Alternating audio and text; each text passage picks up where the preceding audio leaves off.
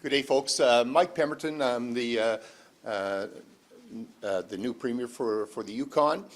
This is my first cough, and definitely my first Minister's meeting. I'm very much looking forward to hearing what Prime Minister has to say in regards to the trade agreements. It's having a major impact on the entire North as well as the country, but we're seeing significant impact, a negative impact throughout the North. But that said, because I'm the newbie on the block, I'm going to pass it over to my colleagues. Please welcome up to the mic Premier Simpson. Thank you all very much. It's an honor to be here. First, I want to say that I'm very thankful to our host, Premier Ford. He's shown the best of Ontario to us, and I'm very thankful for him. I also want to thank the Prime Minister for coming here, appearing in person during these turbulent times. I know that it gives me comfort, and hopefully it gives the country comfort to know that we're all working together. I also wanted to take a moment to thank my colleague, Premier Akiogak, PJ, who's announced that he is not running again. He has been a mentor to me, even though he's a few years younger than me. I'm his elder, but I've learned a lot from him, and I want to thank him for his dedication to Nunavut, to the North, and for helping us advance the profile of the North and the Arctic during these very critical times. So I'm anxious for the meeting today. I think it's going to be a good discussion. I expect talk about major infrastructure projects, about how we're going to move those forward. Of course, in the Northwest Territories, we already have a one project, one review system. And proponents who know our system know how to work through it, and they're given certainty because baked into that system is Indigenous engagement. Our system is based on modern treaties codified into legislation. So we are open for business, and we look forward to advancing some of our major projects, including the Arctic Security Corridor in partnership with Nunavut, as well as the Mackenzie Valley Highway, which will help the Canadian Armed Forces by connecting the NORAD forward operating location in Inuvik with the rest of Canada, really. It's a critical supply line for the military, and we look forward to discussing that. And of course, the Tulsan Hydro expansion, which will help us access, help us power the mines for our rich critical minerals in the Northwest Territories. Thank you all very much. I'd like to hand it over to PJ. Thanks, RJ. Yeah, thanks everyone. Very honored to be here. I want to really thank my colleagues here who have been real champions to bring the Arctic to the forefront. Very excited, and yeah, I want to thank Premier Ford as well for hosting us here. It's a beautiful part of the country. We feel very privileged to meet the incredible people that are here. And with that, I very much look forward to having really good discussions with the Prime Minister as well. I want to thank him for his leadership.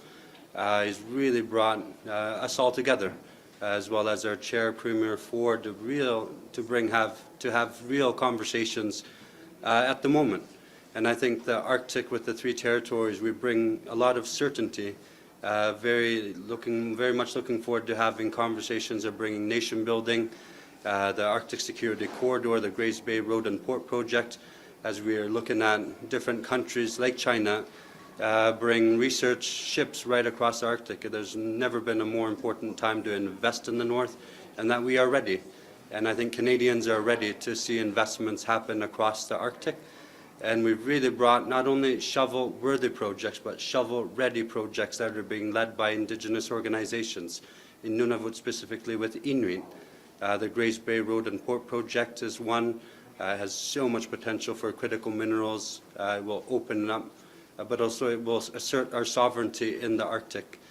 We have the Iqaluit Hydro Project with the Northern Operational Hub that was just announced recently. You do need firm power, basic infrastructure as we start seeing more investments in military that is dual use, so we very much look forward to seeing that. We see the deep sea port in Qikiqtarjuaq being a strategic project as well. That really falls under the Canadian Coast Guard, but now that falling under the Department of Defense. Very much excited to see the 5% push, and I think we have really exciting projects that are really nation building, and that we are ready to see the advancements of those. Also, we have the Kivadik Hydro Fiber Link, which would be the first connection between the south to the north. That would bring clean, firm power, but also bring fiber to the Arctic. So very much look forward to the conversations today with my colleagues. with all the premiers across this country, as well as with the Prime Minister. Thank you, Do you everyone. want the Prime Minister to drop the emissions cap? That's a really good question. I think that's one where we see in Nunavut the importance around these big projects. I really focus on the big nation-building projects. We've been very strategic in bringing Indigenous Inuit organizations who are the proponents for these projects, and we really feel there's an opportunity for us to open up to do true nation-building. I don't think many Canadians realize just the infrastructure difference between the north and south, and this is a moment where we really see an opportunity to do nation building. And at this point, we're really laser focused on the 4 projects that are being led by Inuit. We're supporting as a government for those projects to advance. They're already in the regulatory process. What's needed in advancing them is actual investments from Canada. We're there as a territorial government. Inuit organizations are there. They are the proponents, and very much look forward to seeing Canada to come to the table and to not just talk about it, to actually invest in them at this point. Is the Arctic coming up in negotiations with the U.S.? How so? Oh, it absolutely is. The Arctic is really a very important part.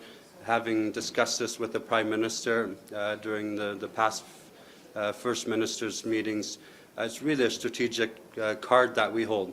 And I think we bring a lot of certainty to it. As a Premier for Nunavut, we've really put forward dual-use infrastructure that really asserts our sovereignty. I think it's important to acknowledge that Canada has acknowledged that we haven't invested enough in the Arctic, and when you look at the vulnerabilities as a country, it is in the Arctic. As a Premier, we've really put forward solutions. We're not just here talking about challenges or the barriers we've seen, but we're actually coming here to bring solutions to the table, and I think we've done that. And the investments that we've talked about does assert our sovereignty. You need healthy communities to assert your sovereignty, and these dual-use nation-building infrastructures address all those, whether it's bringing economic prosperity, economic reconciliation, but also serving the needs of defense and the push for us to be able to invest up to 5%, which we're very pleased to see that commitment. And I think the Arctic really gives Canada the opportunity to see those. And I'm not sure if my colleagues want to speak as well to that. What was the question again? Is the Arctic playing a role in negotiations with the U.S., and if so, how? Yeah, and so we're not at the table for those negotiations as territorial premiers, but as my colleague said, we have been informed that yes, it is at play. And when we went down to Washington, D.C. as the Council of the Federation, we heard from a lot of lawmakers, a lot of individuals in Washington, and we have a lot of allies down there. And our allies down there were concerned about the Arctic and the security infrastructure in the Arctic. So the Americans are concerned. If you look at the polls, the majority of Canadians want to see more investment and more investments in our Arctic military and infrastructure. And so it definitely looms large right now. Would you support the Golden Dome in the Arctic? The Golden Dome, as in. The missile defense. You know what? That's what this is. What I'm so thankful that we have a Prime Minister who deals with these international issues. Premier, I wanted to talk about yesterday. We heard Indigenous leadership in the South talk about consultation needed with moving forward on economic projects. I'm wondering, as you talk about Indigenous consultation being built into the process that you have in the North, what lessons do you think Ottawa and the provinces need to take from what the territories has been able to accomplish with consultation and still being able to put forward economic projects? The biggest thing is trust. Indigenous people across Canada have a multitude of reasons not to trust the government, not to trust industry. And so what we need to do is change that relationship. And so what we do in the Northwest Territories is we work hard to change that relationship. We have the Council of Leaders, which convenes all Indigenous government leaders from around the territory. And we have those discussions. We have bilateral meetings with Indigenous governments. So dialogue is what's important here, ensuring that we can build that trust.